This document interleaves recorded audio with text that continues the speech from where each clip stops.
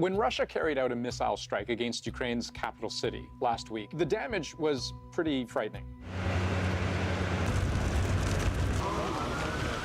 Several floors of an apartment building were destroyed, at least 5 people were killed, several more injured.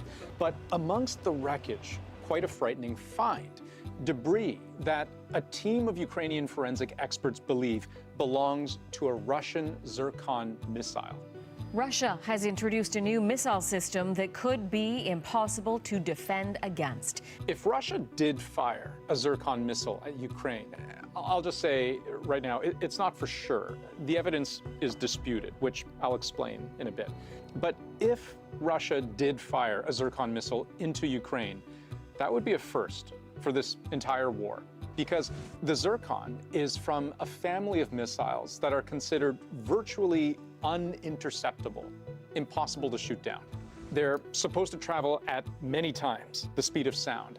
They fly relatively low, making them harder to see until it's too late, and with what can be a pretty unpredictable flight path. So what do we know?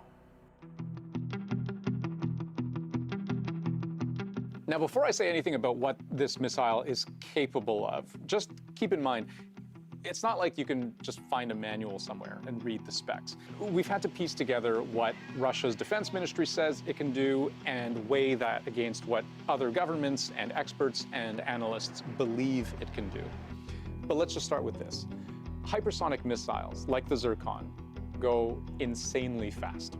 Most commercial aircraft, jet aircraft, travel a little bit slower than the speed of sound.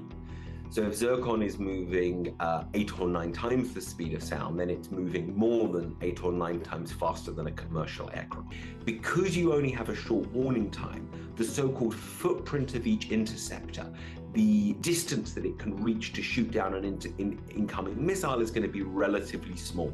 And so you're only going to be able to shoot down these very fast missiles if you happen to have an interceptor located in exactly the right place. But there are a lot of unknowns. A lot depends on the actual speed in practice of the Zircon missile as opposed to what's actually claimed. But speed also gives hypersonic missiles a different kind of advantage. If you've ever seen a rocket re-entry in a movie,